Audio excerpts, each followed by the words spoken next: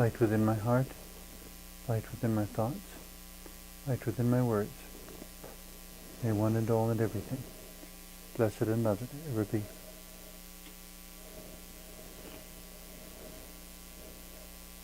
Welcome. I am Sister Who. Today I wanted to share a few thoughts on the broad topic, I guess, of sacred space. It's interesting as we look at the range of different religions that humanity has created over time, how many different ways the very notion of sacred space has been created. In the biblical stories, of course, it goes all the way down to the basic of Moses at the burning bush, being instructed, remove your shoes because the place where you're standing is holy ground. It was a field next to a bush that, for whatever reason, God chose to use that bush as a mouthpiece, as a point of focus.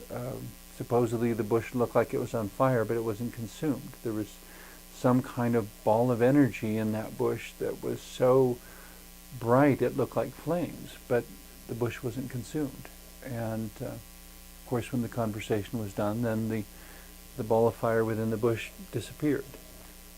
And Moses knew that he had been speaking with God during that time. The point, I guess, of all sacred space is that it involves the presence of the divine.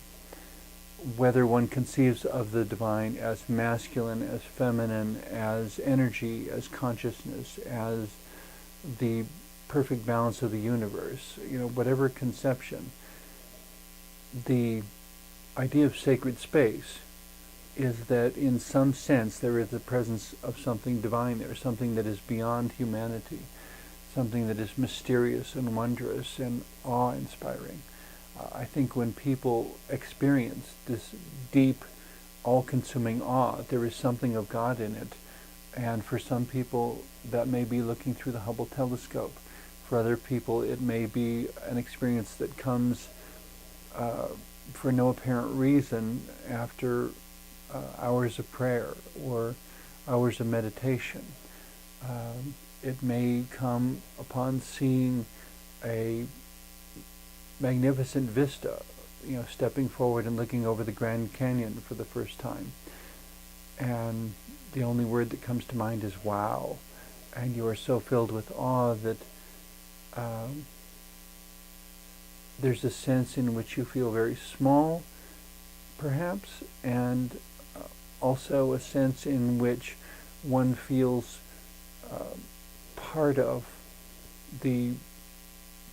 what one perceives, a sort of awareness of relationship that in looking upon the Grand Canyon, for example, one is a witness to the beauty that one sees. It could be seeing a beautiful sunset, and in that moment deeply feeling the honor of being a witness to that beauty that is momentarily painted across the sky, and that in as little as 5 minutes the colors may fade and be gone. It doesn't make them any less real. It just means that they existed only within that very brief moment. And during that brief moment, you may have been one of thousands of people who actually got to see it because the others were too busy dealing with their daily lives or inside watching television or something. And they weren't outside where they could see the beauty of the sunset for the few moments that it lasted. And so, in a sense, you take that memory, that perception, that deep feeling of awe with you, and it becomes part of who you are and expands who you are. And that ultimately, to me, is the purpose of sacred space, to create relationship between ourselves and that which is beyond us, to create abilities and capacities for love and wisdom that exceed anything we've known up to that point. In reflecting on my own spiritual journey, my own life path, through a huge number of different churches and worship spaces through which I've journeyed, which I've seen at different times, in a more traditional sense, there are all the churches some of them with incredible architecture, some of them very old, some of them very new, some of them very simple, and the architecture of the sacred space was not so much the container as it was the architecture of what would happen with the spirits of the people when a worship service was occurring there. Which is to say, there are some churches that I've seen that were essentially just a big carpeted room with a stage up front, nothing else. But during a church service, the organic architecture of the space would be the presence of hundreds of people focusing their thoughts and hearts on transcendent spirituality, singing in unison, in some cases swaying or even dancing a little bit in the church, in their seats. Because in some of them there weren't even church pews; they were just rows of chairs. So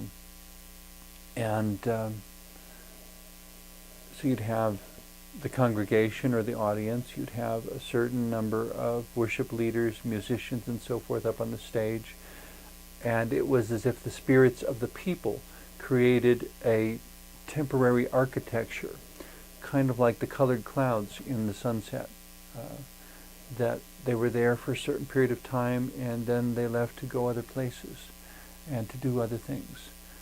But for the moment they were there, their interaction, the interaction of the clouds and the sun and the humidity and the landscape, creates a configuration of sacred space that may be temporary, but it is not for that reason less real.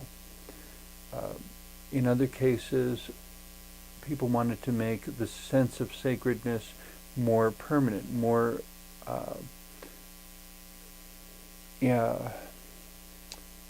infused into the building itself.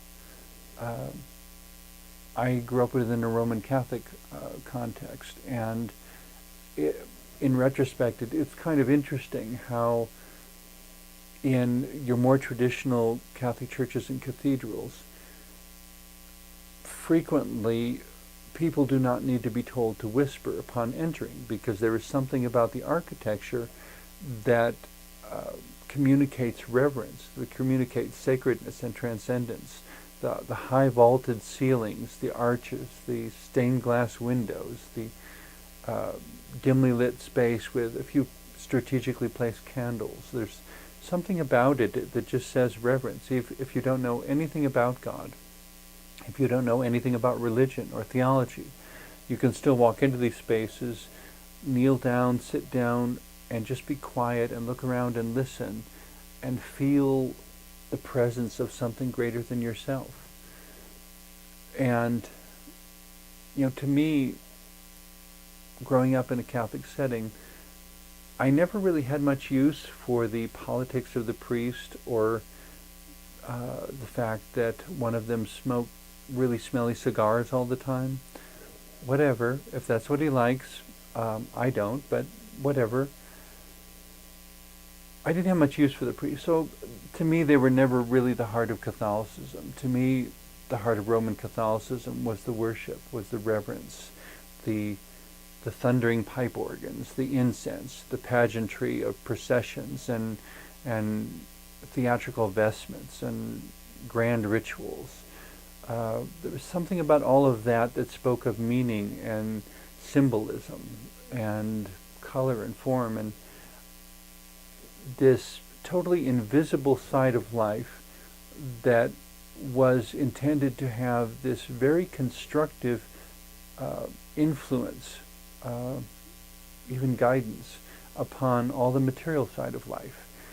That how we deal with material things should be a reflection of how we deal with spiritual things. And it always bothered me when there seemed to be a disconnect between the two. When I saw people on Sunday who, as soon as the church service ended, would jump up from their pews and race out of the church, jump in their cars, and rush off again, as if to say, I've done my duty, I'm done with the church till next Sunday. And it seemed unlikely to me that the music and the artistry of the ritual we had just shared had any lasting effect on their lives. I mean, it seemed like it didn't last any longer than the final amen of the service. It always bothered me too, in the Catholic Church in which I was raised, that no one seemed to know the stories of the people depicted in the stained glass windows. I thought they were beautiful works of art, and I want to know, so there's a person doing this with that, and there's a person standing under a tree over here. What does that mean? And it always kind of bugged me that the adults didn't know. And I thought, well, this is the church in which you're raising me. Shouldn't you know what the symbols mean? It's like saying,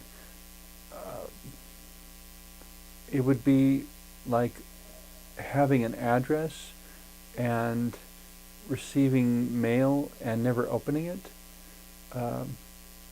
Or what's a better example? Getting a letter from someone whom you've never met and not concerning yourself with who wrote the letter, but only with how it's nice to receive letters. But if it says anything more than greetings, I hope you're having a great week, it rained yesterday, the flowers in my garden are blooming beautifully, that somehow that would be enough for them. If it were me, I would want to know, well, that's all very well and good. What do you like? What has your life experience been? What are you learning? How are you growing? What's changing in your life? Are you still, what do you do to earn an income, to provide food, clothing, and shelter for yourself? Who are your relatives, and how do you get along with them? I want to know the whole person. In a similar sort of way, in coming to sacred space, I don't want a superficial experience.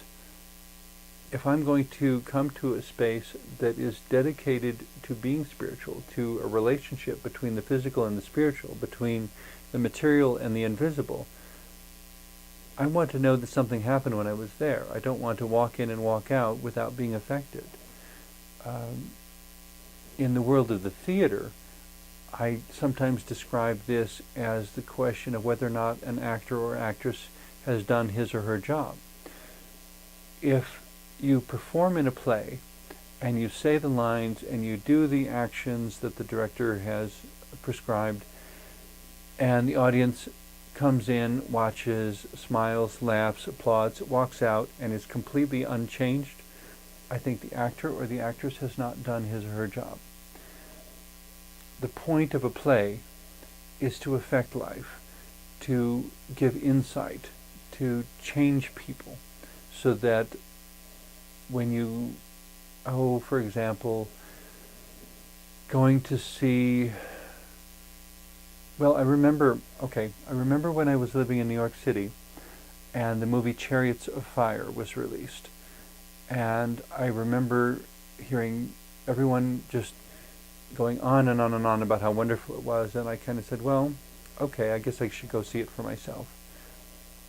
And I remember going to see this movie and being so captivated by the honesty of the human struggle it depicted and the beauty of the landscapes in which the story was set, that a couple hours later when the movie ended, it was as if I had completely forgotten that I was in New York City.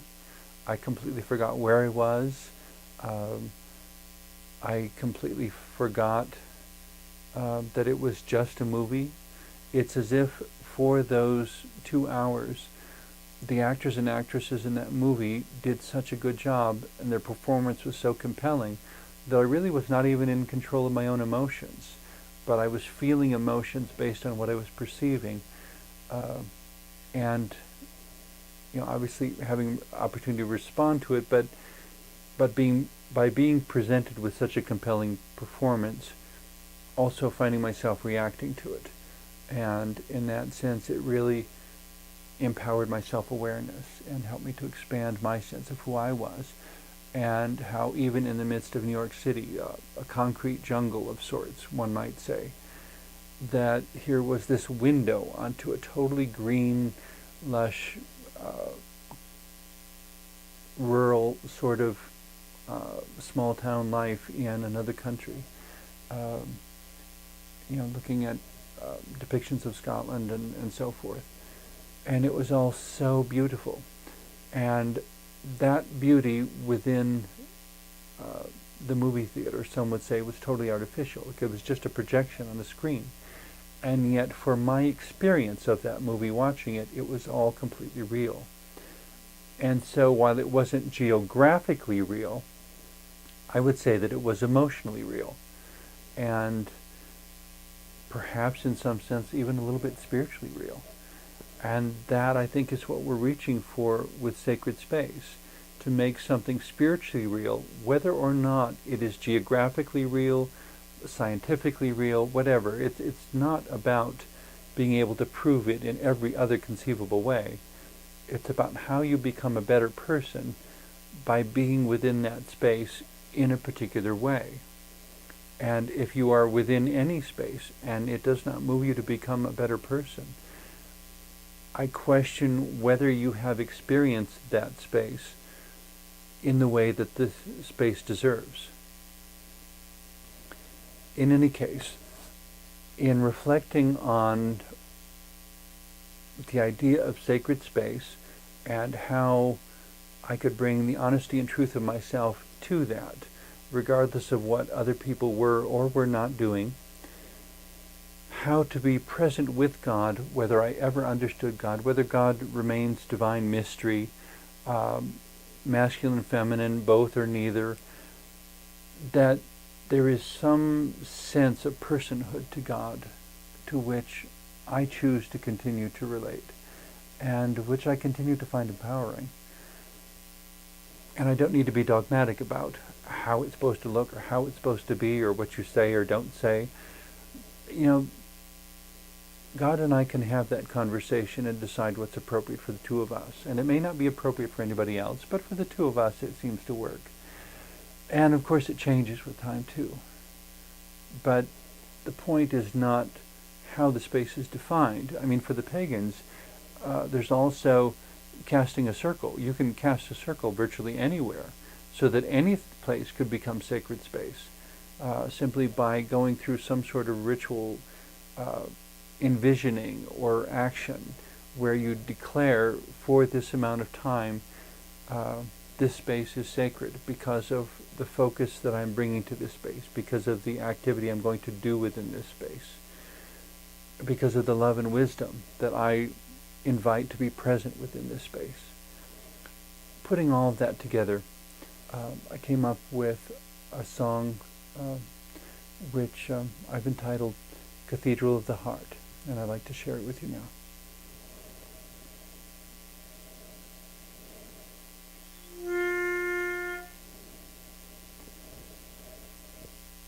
Yellow bricks and steeple high contain the worship space.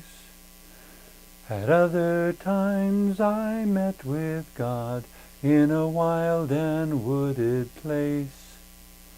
Yet the home that God likes most of all, I knew right from the start. Travels with each one everywhere, the Cathedral of the Heart. There the music rolls like thunder, with rainbows all around, and God and I together are all that can be found. A healing light that fills the space as our dance goes on and on.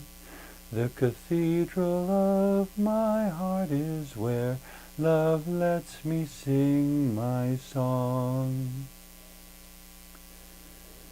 From time to time I build a space with candle, cup, and sphere, crosses, stars, and painted things that cannot bring God near.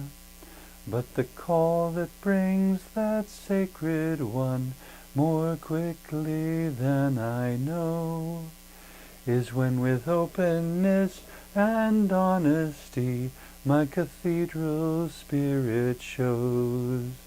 There the music rolls like thunder, with rainbows all around, and God and I together are all that can be found.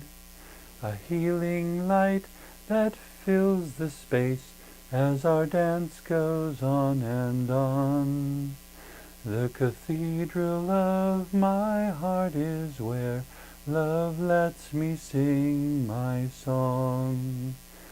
The cathedral of my heart is where love lets me sing my song.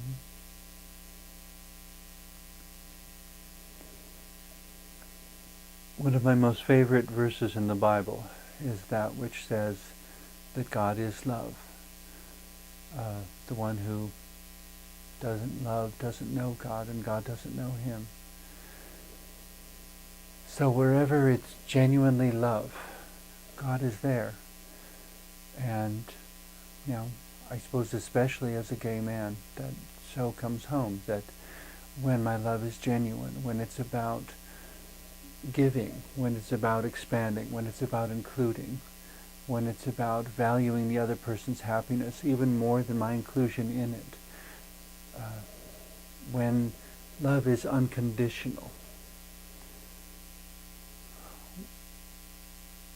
that there is something of God in that, that as a little spark of the divine perhaps, I could even be a channel for God's presence to be somewhere. That I could be the welcome mat, the invitation, the conduit for God to be present, especially in those moments where God seems most absent. I think sometimes when God seems absent, it's because God is within us wanting to get out, and we don't necessarily let God out. Am I God? Maybe there's a connection, maybe there's a similarity, but I suppose to use a particular metaphor, I may be a glass of water, but God is the ocean. There's something in common, I suppose, but God, by definition, is beyond human comprehension. And for the limited human intellect, mostly wrapped in mystery. But not for that reason something that we can never experience. So, when I don't know what else to say, I just invite God to be real in me and through me and before me in whatever way God knows to be best. I invite you to always leave room for sacred space in your life, so that that which is beyond you, in whatever way is best for you and for whatever's around you, that you can enjoy that positive relationship with the transcendent as well. That you can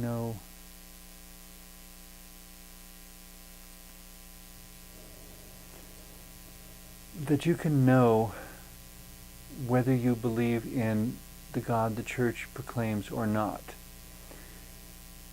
that there is something that is God, that is love, that is wisdom, and that is present, and that is available. I worry sometimes with some people's obsession with sacred texts, that it may be akin to receiving a letter from someone and being so enthralled with that letter that when the person comes to the door and rings the doorbell and knocks on the door and calls through the window, "I'm here, I would really love to talk to you," and the person responds, "I can't talk to you now, I'm reading your letter," and never recognizing who is at the door. never recognizing that within whichever space you experience to be sacred, that there is something mysterious and wonderful and transcendent and magnificent and awe-inspiring that wants to empower you to be more than you've ever been, that wants you to believe in yourself enough to try, to show up for life, and to put as much wisdom and love into it as you can.